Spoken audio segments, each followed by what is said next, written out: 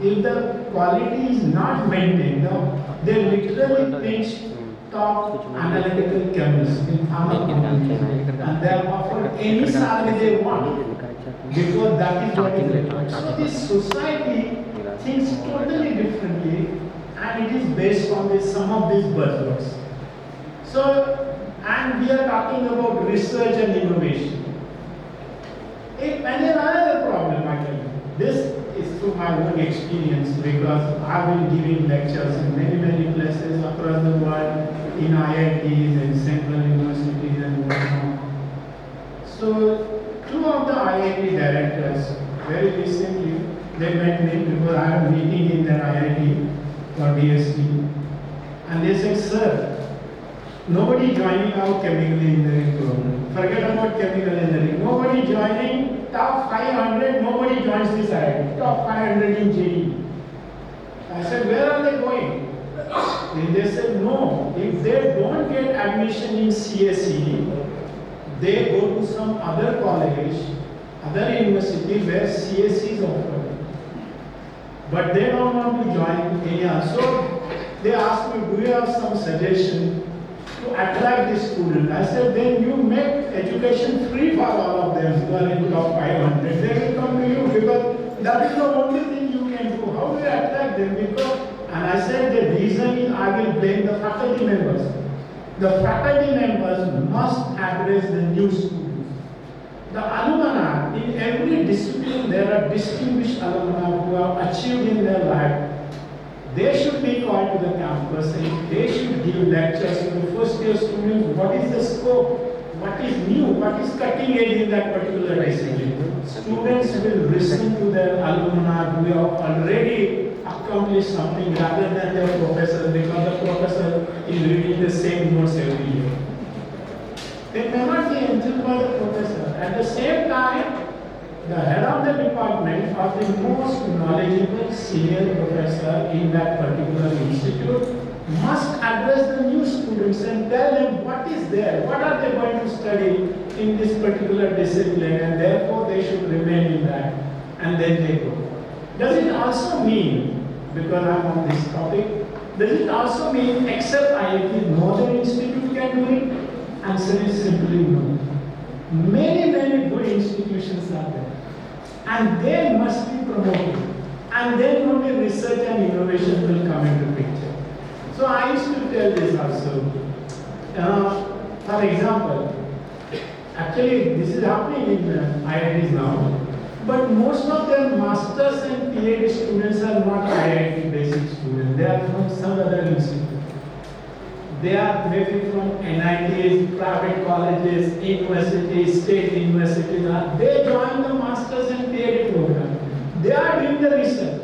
So what is the meaning of that? Their basic training was not done in IIT. It was done somewhere else. And if the students are basically good, they will cope up, they will do research, they will add to knowledge and therefore economy of this country. So what should be our government policy? Our government policy should be to encourage every good institute. Now they are talking about one nation, one subscription. Otherwise, only in flip network available, only to university and IIT, not others. And knowledge grows when everybody has access to the same database. So national database, this is another important thing which I want to highlight because we are talking about research and innovation. Forget about whether it is mining, minerals or chemicals. First it is research and innovation. Now who should do research? That means curiosity. It does not mean that the topmost student will be the best researcher. No, it is not. And we also found that incidentally on this Aditya Birla scholarship, we selected 55 candidates. And the list was presented to the management. They came back to me and said, sir, you must include this student. Then we checked our notes. None of them had found that name. So I said, no, none of us have selected. It's not me. They said, sir, you selected me. I said, why? He said, he's a topper of JEE Advanced. What is the meaning of that? That means that person did not know anything beyond. And we asked him a simple Vice President of India, he could not answer that. So what I am trying to tell you, so research and innovation is a curiosity driven thing.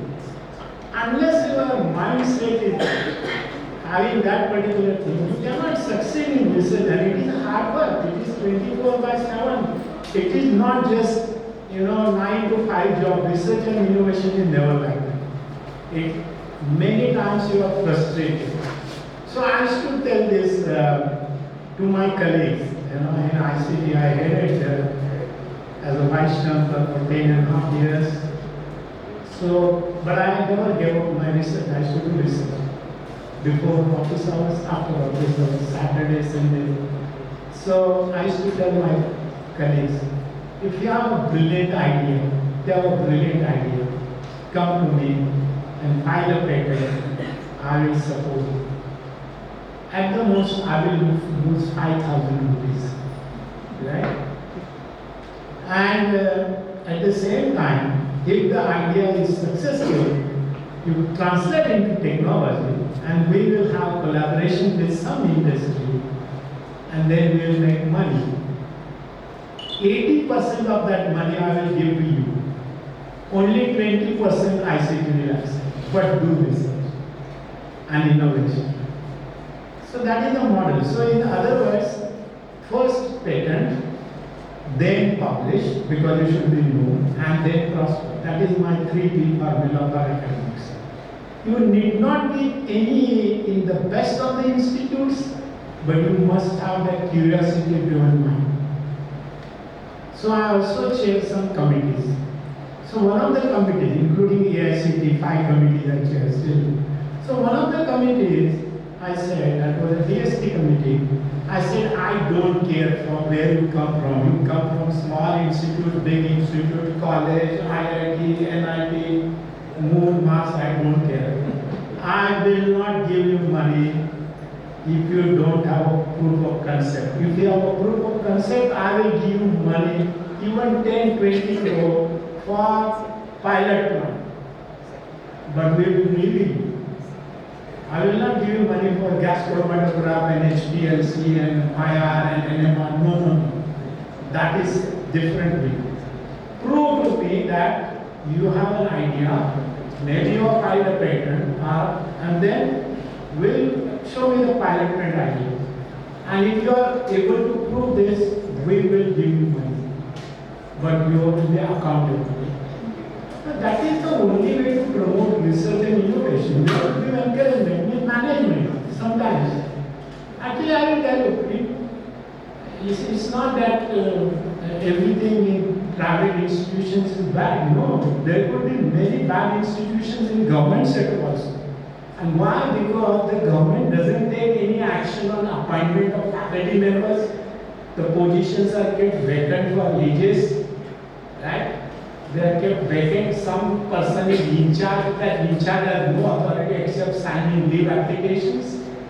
Correct? So why not the government take action on recruiting faculty? Almost 30% faculty seats are vacant in IITs and NITs. That is bad, right? And we are talking about Vikasit Bharat. So government policy must be such that no vacancy should be there. Whether it is a director or vice chancellor or anybody, those positions must be filled well in advance. In fact, there should be a cadre. The cadre will be vice chancellor's cadre, director's cadre, where individuals are already identified that they are potential leaders, researchers, innovators, and keep a scroll ready. So whenever there is a vacancy, you pick on that. You don't have to